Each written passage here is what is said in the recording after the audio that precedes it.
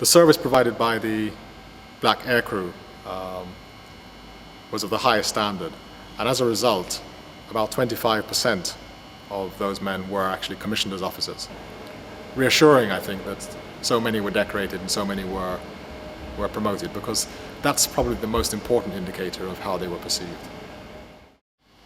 Now, black ground crew had a different experience in many cases from that of the air crew. The ground crew were more numerous. They were, most of them, taken to a large camp in Filey.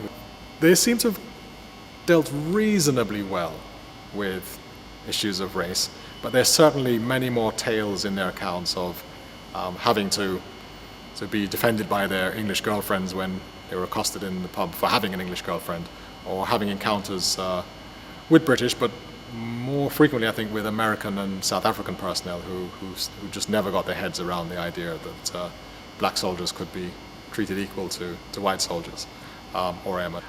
So you do hear more accounts of racism from the ground crew, but the overwhelming sentiment is still that they were treated very well, that they benefited tremendously from the experience, and that they're proud of their service. There's very little to suggest that they regretted having volunteered.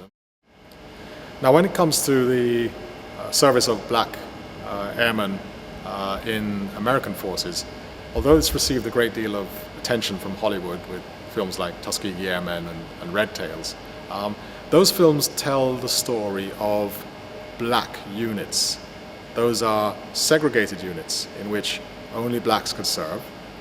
But there's a fundamental difference between what the RAF achieved and what the Americans did.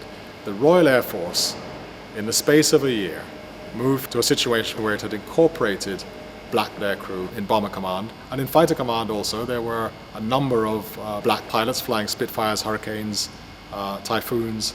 A very, very important story of integration because it worked, and because it went ahead almost flawlessly, and there seems to have been almost no conflict. And it was really a model that can be held up even to the present day of how this can be achieved. Much is said about the arrival of the Empire Windrush in 1948, and it's generally presented as the first wave, or the first major wave, of West Indian immigration landing on the shores of Great Britain. What is often missed out from that story is the fact that almost 1/3 of the men aboard the Windrush were Royal Air Force personnel, either returning to duty or joining the Air Force for the first time, having been recruited overseas.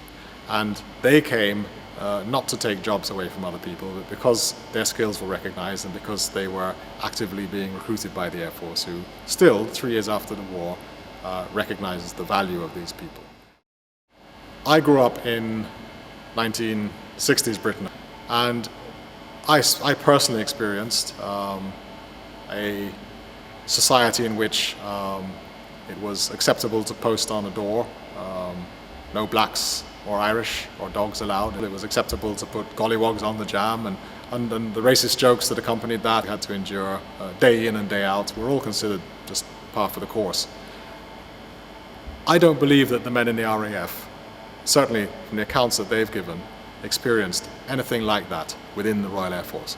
In fact, the Royal Air Force issued a promulgation very clearly stating that any expression of racial discrimination by word or deed would be treated as the most serious disciplinary breach.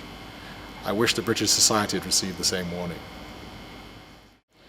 The first lesson, I believe, is that when you stand up to totalitarian domination, when you stand up to invaders who would capture other countries and exploit their resources and subjugate their people, it doesn't matter what color you are. It matters that you stand up. It matters that you resist, and you do that, across borders and across cultures as a single unified force. Because if you don't, you fall individually. The second lesson is that it doesn't matter again what color you are. Everybody is capable of performing to the same level, given the same opportunities. And it really was about opportunity. Once these men were allowed to serve, and they had to fight to serve in many cases. Some of them paid their own way to come to Britain, and some of them applied 2, 3, 4 times before being accepted. But once they were allowed to serve, once they were given that opportunity, they performed just as well as anybody else. There is, in my opinion, actually no such thing as race. There is only racial prejudice. But underneath that, we are all the same human species, and we're all capable of exactly the same things. And that's my main takeaway from this tale.